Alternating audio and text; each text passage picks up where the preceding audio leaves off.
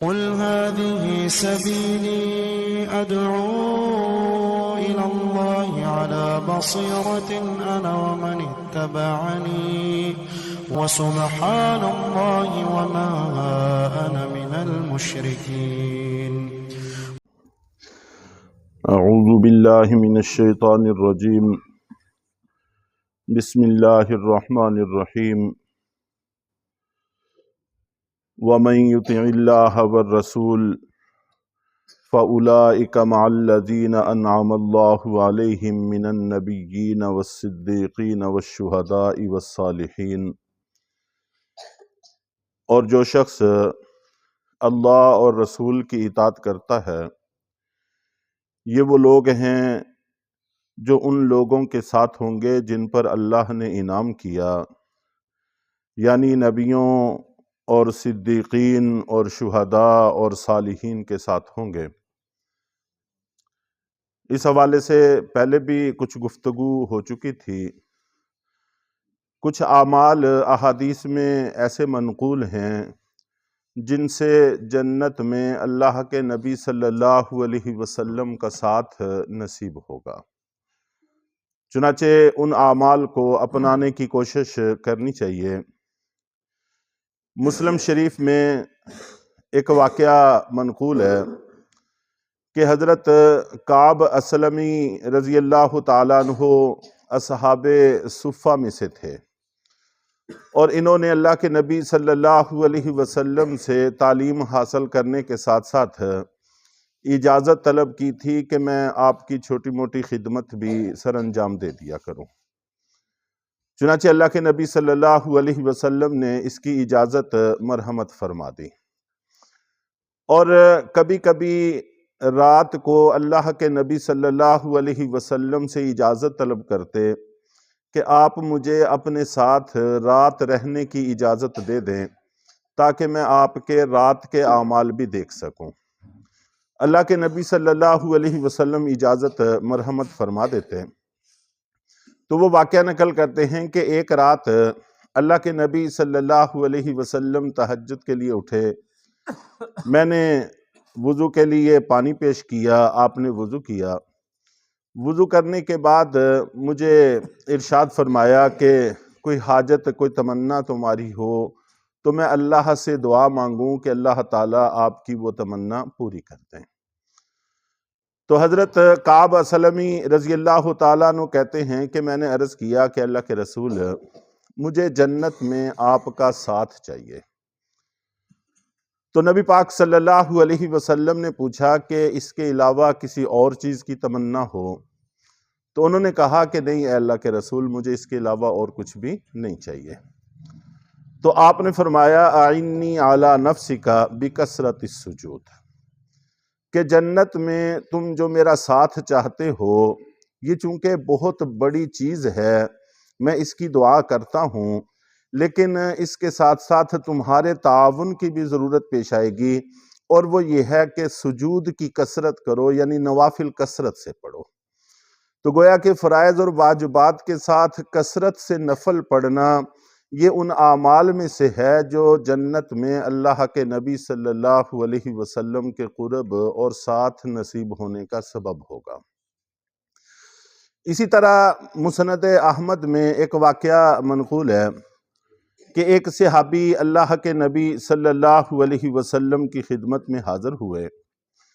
اور انہوں نے آ کر عرض کیا کہ اللہ کے رسول میں اس بات کی شہادت دیتا ہوں کہ اللہ کے علاوہ کوئی عبادت کے لائق نہیں، اور میں اس بات کی بھی گواہی دیتا ہوں کہ آپ اللہ کے سچے رسول ہیں، اور اس کے ساتھ ساتھ میں 5 وقت کی نماز کا بھی اہتمام کرتا ہوں، زکوٰۃ بھی دیتا ہوں، رمضان جب آتا ہے تو روزے بھی رکھتا ہوں. تو آپ نبی پاک صلی اللہ علیہ وسلم نے ارشاد فرمایا کہ اگر کسی بندے کی اسی حالت میں دنیا سے رخصتی ہو جائے، یعنی وہ ایمان پر بھی قائم ہو اور نماز روزہ حج زکوٰۃ کا بھی پابند ہو، تو قیامت میں نبیوں اور شہداء اور صدیقین کے ساتھ ہوگا. نبیوں اور صدیقین اور شہداء کے ساتھ ہوگا. بشرطے کہ والدین کا نافرمان نہ ہو۔ تو گویا کہ فرائض واجبات کو پورا کرنا یہ اللہ کے نبی صلی اللہ علیہ وسلم اور صدیقین اور شہداء کے ساتھ کا باعث ہے،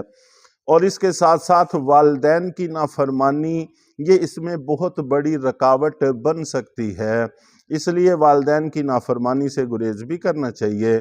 اور اس کے ساتھ ساتھ اپنے فرائض واجبات کو پورا بھی کرنا چاہیے۔ اور آپ نبی پاک صلی اللہ علیہ وسلم کا ارشاد ترمذی شریف میں ہے کہ التاجر الصدوق الامین مع النبیین والصدیقین والشہداء، کہ ایسے تاجر جو سچے بھی ہوں، امانت دار بھی ہوں،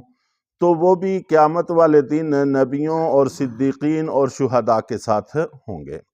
تو گویا کہ معاملات کی سچائی اور امانت اور دیانت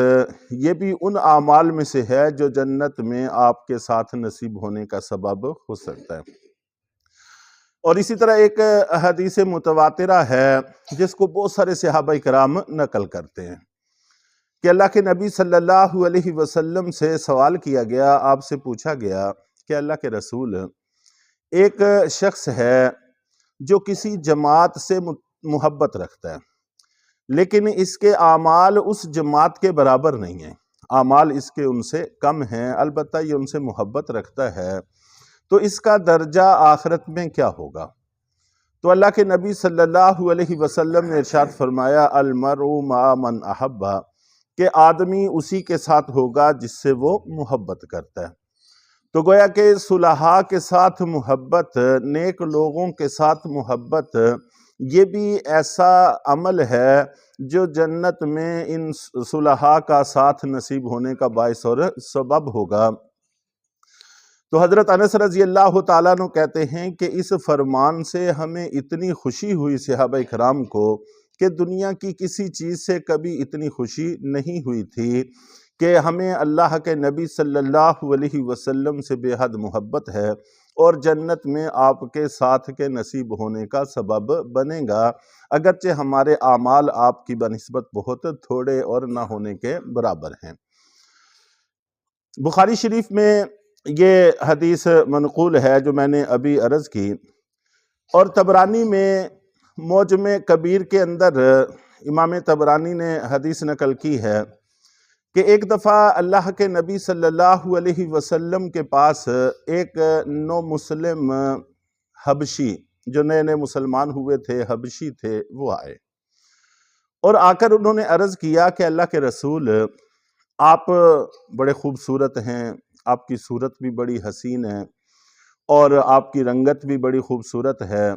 اور آپ سبھی میں ممتاز شان کے مالک ہیں، انبیاء اور رسولوں میں بھی آپ کا بڑا مقام ہے،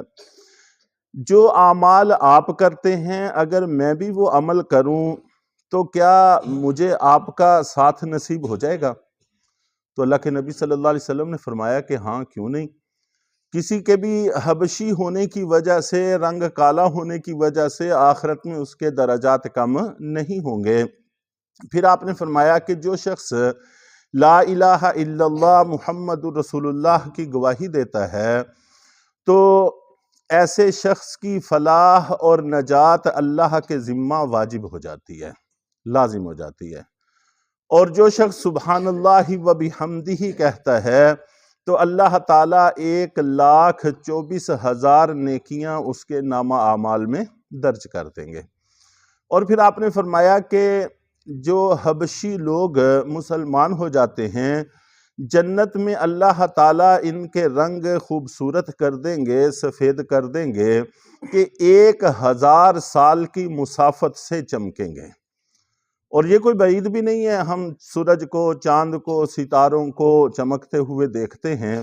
جب یہ چیزیں اتنی دور سے چمکدار نظر آ سکتی ہیں تو جنت میں جنتی لوگ یوں چمکتے ہوئے نظر آ جائیں تو کوئی بعید بات نہیں ہے۔ تو ایک صحابی نے عرض کیا کہ اللہ کے رسول، جب اللہ کی طرف سے اتنی فراوانی ہے، اتنی عنایات ہے، اتنی سخاوت ہے، تو پھر تو تباہ ہونے کا کوئی سبب بھی بظاہر نہیں ہے، پھر کیسے عذاب میں گرفتار ہو سکتے ہیں؟ تو آپ نبی پاک صلی اللہ علیہ وسلم نے فرمایا کہ حقیقت یہ ہے کہ قیامت کے روز لوگ ایسے بھی آئیں گے کہ اتنی نیکیاں ہوں گی جن کی کہ اگر پہاڑوں پہ رکھی جائیں تو پہاڑ ان کے نیچے دب جائیں، لیکن اس کے مد مقابل اللہ کی نعمتیں اتنی استعمال ہم نے کی ہیں، اتنی استعمال کی ہیں کہ جس کی کوئی حد نہیں ہے، تو ان نعمتوں کے مقابلہ میں ان نیکیوں کی حیثیت ختم ہو جائے گی۔ پھر اللہ کا فضل اور اللہ کی رحمت ہی اس کی نجات کا سبب بنے گی۔ تو اس میں کوئی شک نہیں ہے کہ اعمال سے اللہ کا فضل اور اللہ کی رحمت وجود میں آتی ہے۔ تو حبشی غلام نے جب یہ بات سنی اور اسی سوال کے جواب میں سورۃ دہر کی آیت بھی نازل ہوئی کہ کیا تم ایسی کیفیت میں نہیں تھے، انسان ایسی حالت میں نہیں تھا کہ وہ کوئی قابل ذکر چیز بھی نہیں تھا، اللہ نے اس کو وجود بخشا، اب اللہ قیامت میں اس کو عنایات عطا فرما دے تو اس کے لیے کیا مشکل ہے۔ تو حبشی نے آخری سوال یہ کیا کہ اللہ کے نبی، جو آپ کی آنکھیں وہاں دیکھیں گی، وہاں کی نعمتوں سے، وہاں کے رنگ سے، وہاں کے سبزہ زاروں سے لطف اندوز ہوں گی، کیا میری آنکھیں بھی ان چیزوں کو دیکھ پائیں گی؟ آپ نے فرمایا کہ ہاں، آپ کی آنکھیں بھی ان سب کچھ کو دیکھ پائیں گی۔ تو اس پر اس حبشی نے رونا شروع کیا یہاں تک کہ اس کا انتقال ہو گیا، اور اللہ کے نبی صلی اللہ علیہ وسلم نے خود اپنے دست مبارک سے اس کا کفن دفن فرمایا۔ تو بہرحال آپ نبی پاک صلی اللہ علیہ وسلم کی اطاعت اور فرما برداری یہ ان اعمال میں سے ہے جو قیامت کے روز آپ کے ساتھ نصیب ہونے کا سبب ہوگا۔ وَحَسُنَ أُولَئِكَ رَفِيقًا، اور یہ لوگ بڑے اچھے ساتھی ہیں۔ ذَلِكَ الْفَضْلُ مِنَ اللَّهِ، اور یہ اللہ کے فضل سے سب کچھ حاصل ہوگا۔ وَكَفَى بِاللَّهِ عَلِيمًا، اللہ تعالیٰ علم کے اعتبار سے بہت کافی ہیں، ہر چیز کو جانتے ہیں۔